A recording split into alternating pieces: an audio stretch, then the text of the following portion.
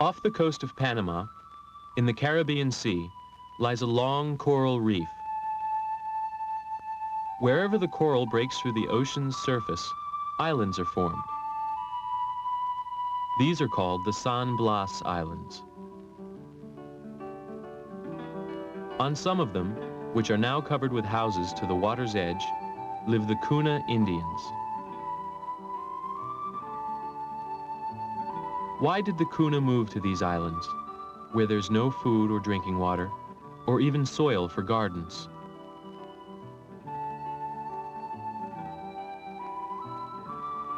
Centuries ago, the Cuna Indians probably lived in the rainforest of Central America. About 500 years ago, explorers, priests, and soldiers arrived here from Europe. They enslaved some Indians and killed others. To escape, many Cuna moved out to the offshore islands in the Caribbean Sea. They had to learn a new way to live, to build boats, to sail, and to depend more on the sea for their food. Most of their islands are about a half-mile offshore. But most of their needs still come from the mainland. By canoe, they must carry all their materials to their islands. These Cuna live on the island of Achuchuco.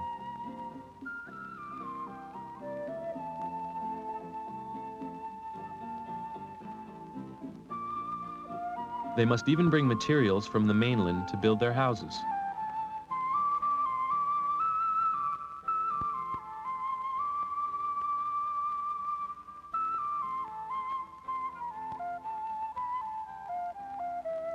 Bringing all their resources here by boat is difficult.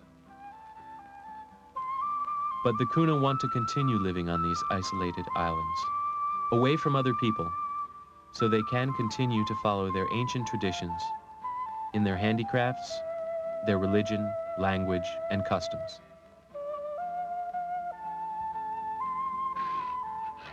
This is Grandfather Cantule, making a sieve, or strainer.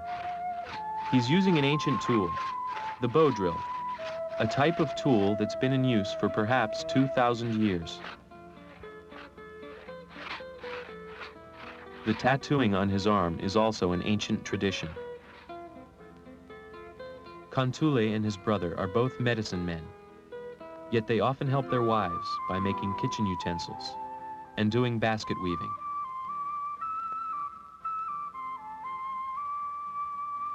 Among the Cuna, both men and women do many of the same jobs. While Cantule's wife is out fishing, he's making a new fan for her cooking fire.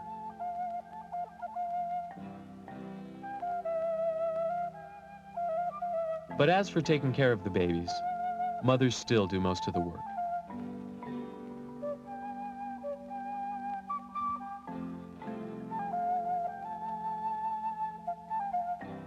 Mothers everywhere sing lullabies to their children.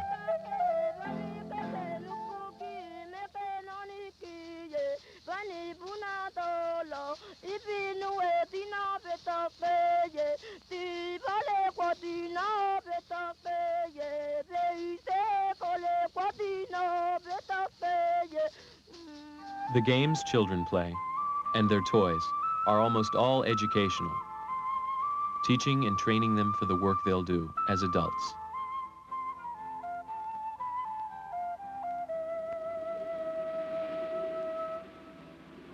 Almost every day, someone in the family goes out in search of fish.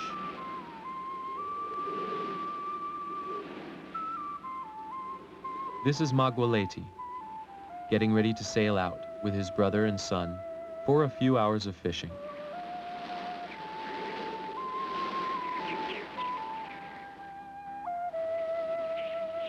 First, they sail to small islands along the coral reef to collect bait, small fish that live in the shallows.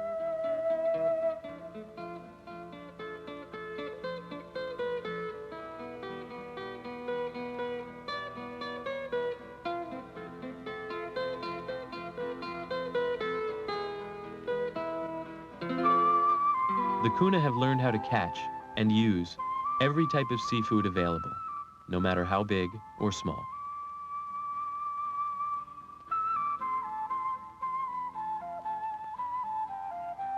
If any of these minnows are left after fishing, they'll also be brought home to be cooked or dried for later use.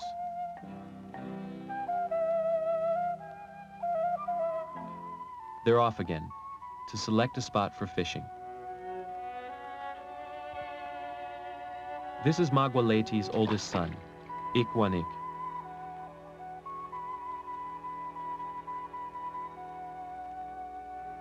For Ikwanik, helping his parents is like going to school.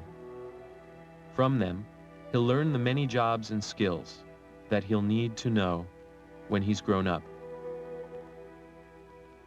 Of course, he enjoys learning the different ways to fish, to handle boats, and to understand weather by reading the clouds, winds, and wave patterns.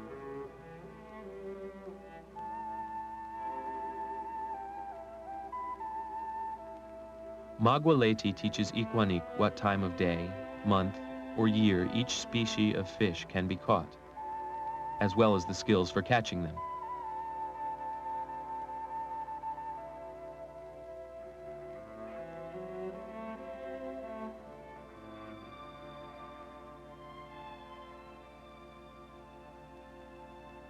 Each person in the family works about 6 hours a day toward supplying their food or gathering coconuts to sell. They may spend another couple of hours at handicrafts or preparing food to eat.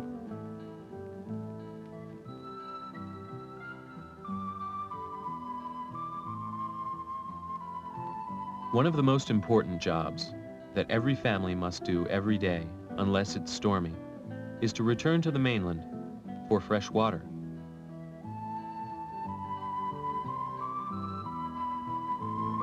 This is a job that women do, sometimes even twice a day.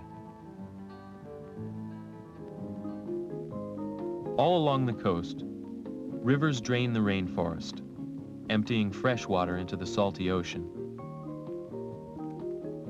Up these rivers, Cuna women paddle their canoes until the river water becomes pure enough to drink.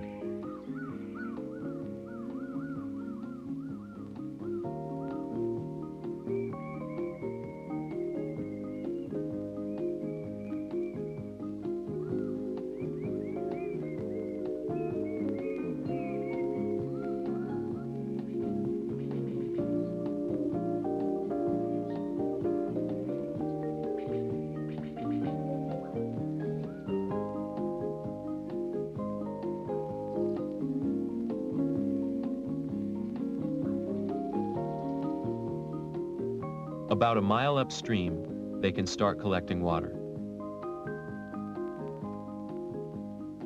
Their jugs are made from dried tree gourds.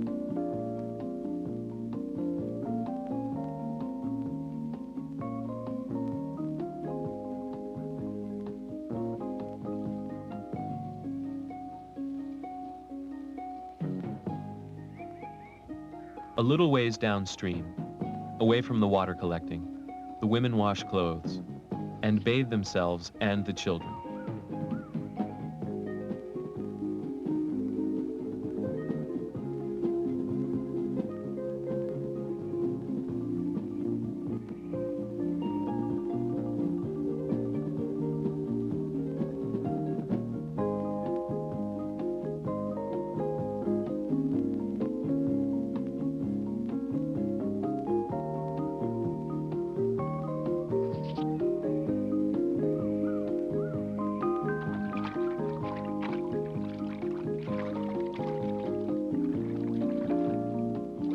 The rivers are their boulevards, their only way of traveling into the thick forest.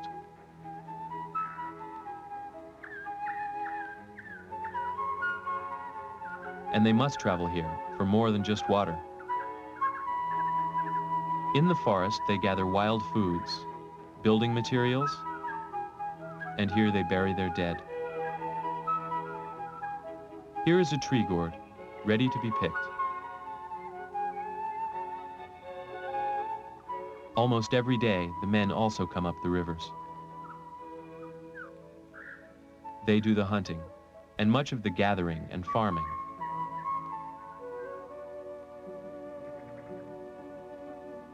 Some foods they gather grow wild, and some they must plant. Cacao trees grow wild. The cacao pods grow directly on the stems and trunks of the trees.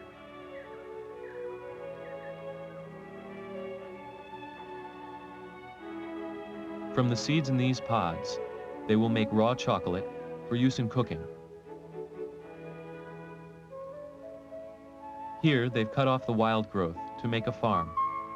They've planted pineapple and coconuts, and occasionally do some weeding. Coconuts they've selected, planted, and cared for grow better than the wild coconuts along the beach.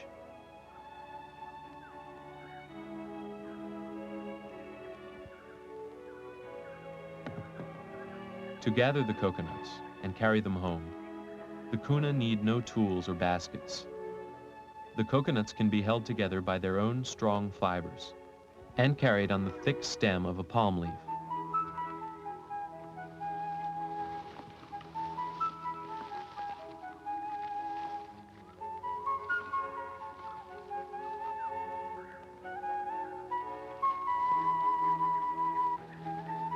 Nearby, they've cut another clearing in the jungle and are now growing several kinds of bananas here. One very large kind is cooked and used more like a sweet potato, or is boiled in coconut milk with raw chocolate.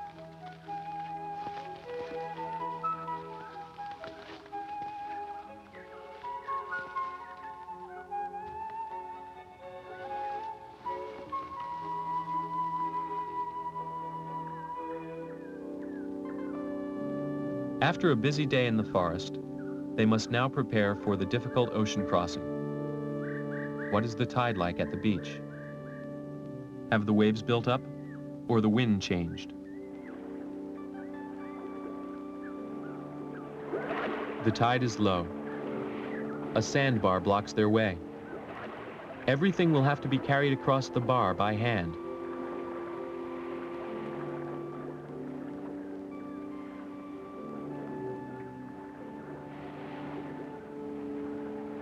The canoe must be repacked and launched into the surf.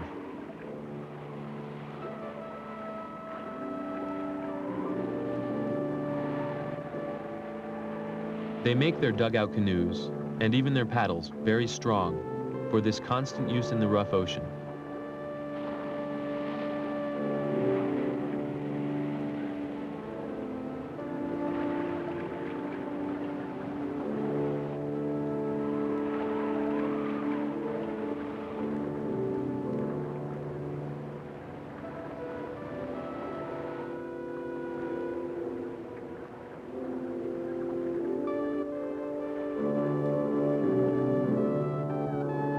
Several hours of heavy work is required every day by the women, just to supply their family with water.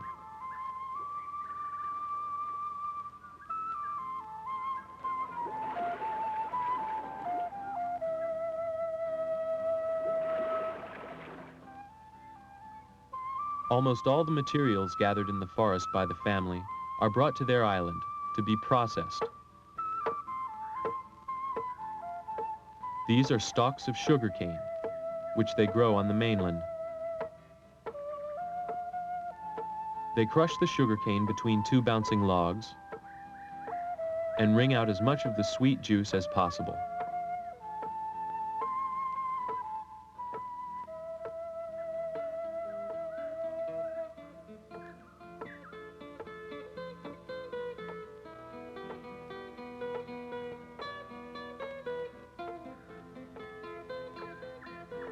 The juice will be used as a sweet drink, or cooked until it thickens into a molasses syrup, or dries into a raw sugar.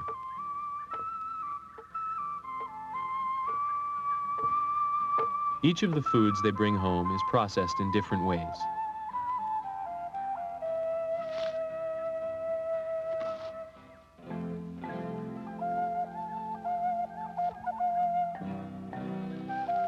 Cacao seeds must first be removed from the pods and dried, then ground up. and then cooked to become chocolate.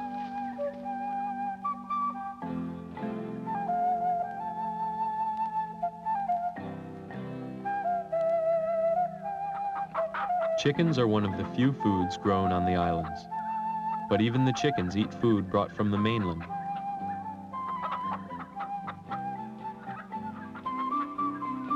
Almost anything the Cuna want to buy is carried by the trading ships that visit the islands every week or two. They have metal tools and utensils, cloth and needles, kerosene and flashlights, which they trade to the Cuna for coconuts.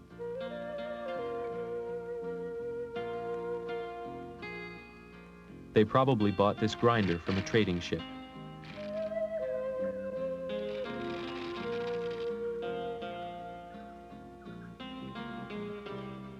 This may seem like a lot of work, to grind your own flour every day, but this is much easier and faster than the old way of grinding dry corn between stones.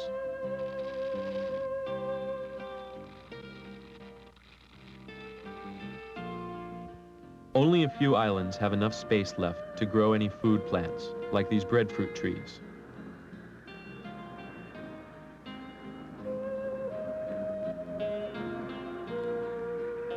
Ikwanik's mother has asked him to pick a breadfruit for tonight's dinner.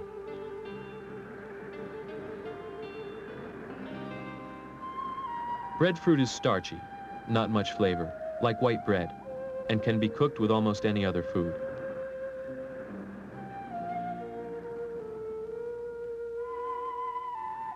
This is Ikwanik's mother, Tilar. Her kitchen is a separate hut to keep cooking odors and smoke away from the main house.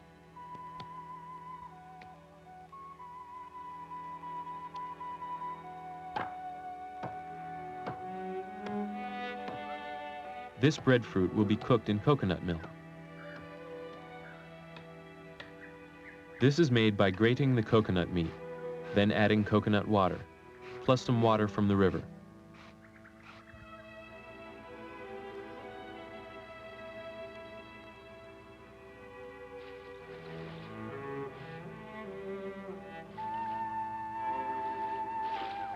Then the meat is strained and squeezed several times to get its oily juice.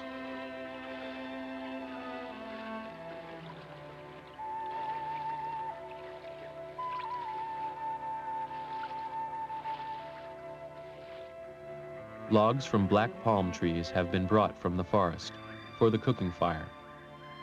The logs can be pulled farther apart for low heat or pushed close together for fast cooking.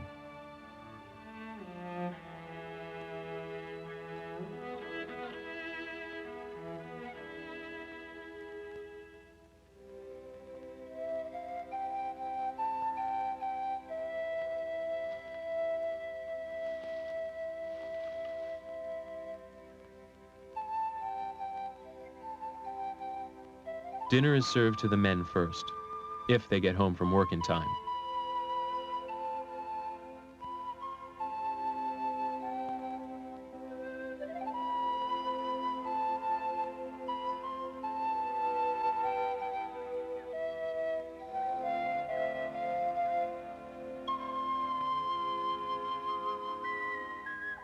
In their spare time, Cuna women make their own blouses, called molas.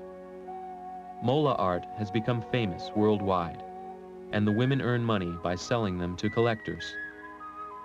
This sewing technique is called applique, where several layers of cloth are sewn together, with the designs cut through the top layers.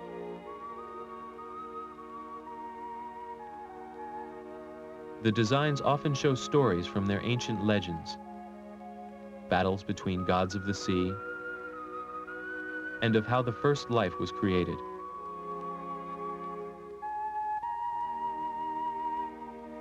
Today, the village of Achuchuco will be having a ceremony.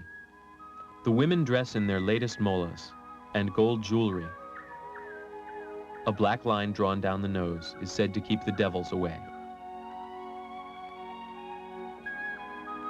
Ornaments of gold have been made by Indians in Central and South America for many centuries. The Cuna Indians continue this tradition of using gold.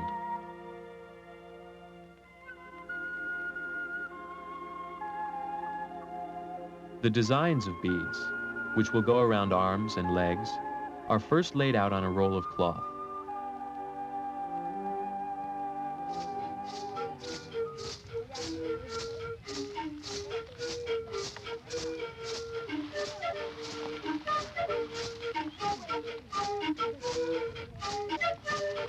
Their art, dances, and music are all part of the Cuna's ancient religion and traditions.